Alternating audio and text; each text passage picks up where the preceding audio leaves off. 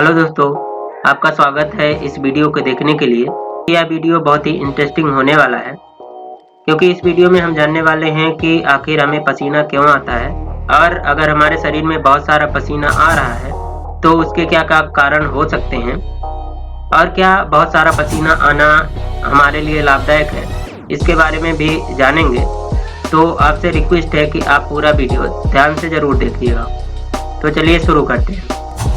तमाम डीओ और talcum powder कंपनियां चाहे कितने भी दावे करें, वे आपके शरीर पर आने वाले पसीने को नहीं रोक सकती हैं। आपने कभी ध्यान दिया हो या नहीं, लेकिन आपका शरीर हर समय पसीना छोड़ रहा होता है। मौसम, खान-पान, शारीरिक और मानसिक स्थिति के हिसाब से पसीने की यह मात्रा घटती बढ़ती रहती है।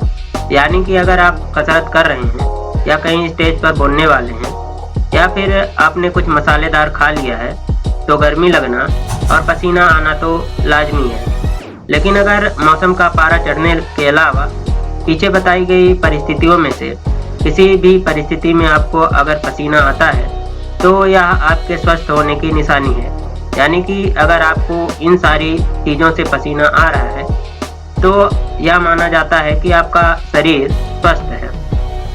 समान परिस्थितियों में मेटाबॉलिज्म से पैदा हुई ऊष्मा यानी गर्मी को कम करने के लिए शरीर पसीना छोड़ता रहता है।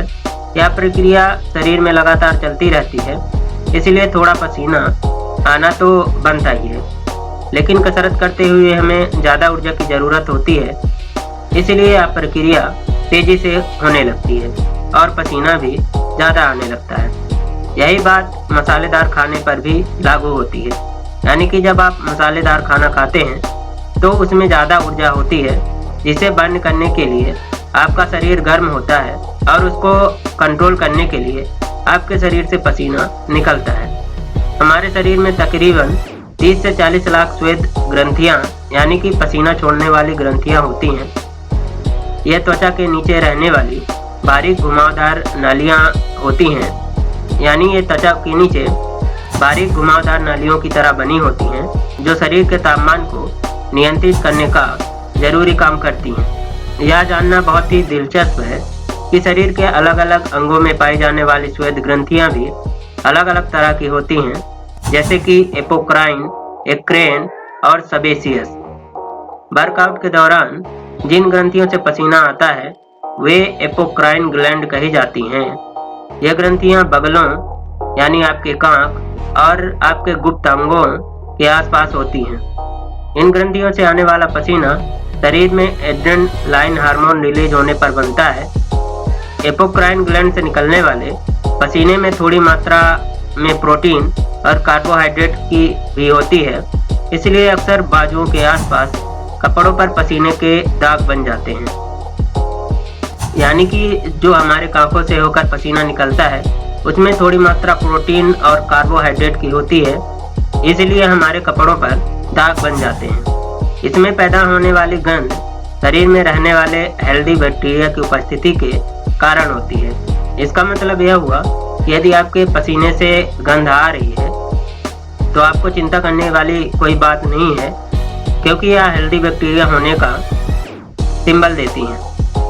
शरीर में सबसे ज़्यादा पाई जाने वाली श्वेत ग्रंथियाँ एक्रेन ग्लैंड हैं। ये हथेलियों, तलवों और माथे पर सबसे ज़्यादा होती हैं। एक्रेन ग्लैंड से निकलने वाला पसीना साफ और गंध रहित होता है और यह तापमान नियंत्रित करने में सबसे बड़ी भूमिका निभाता है। यह ग्रंथियाँ हाइपोथैलेमस द्वारा नियंत्रित होती हैं, जो भूख, प्यास और तापमान नियंत्रित करने के अलावा लोगों से आपके व्यवहार को नियंत्रित करने वाले हार्मोन्स को भी नियंत्रित करता है। यही कारण है कि गुस्सा, तनाव, चिंता या चंबा होने की स्थिति में भी हमारी हथेलियों पर पसीना आने लगता है। चेहरे और सिर पर पाई जाने वाली श्वेत ग्रंथियां सेबेसियस ग्लैंड्स कही जाती हैं। इन ग्रंथियों से आने वाला पसीना अपेक्षाकृत तैलीय लेकिन गंधहीन होता है। इन ग्रंथियों का काम चेहरे और बालों को पानी से बचाना और चिकनाहट बनाए रखना होता है। मनुष्य में धीरे धीरे सेबेसियस ग्लैंड्स घटती जा रही हैं, क्योंकि आज के समय में इनका ज़्यादा उपयोग नहीं रह गया है।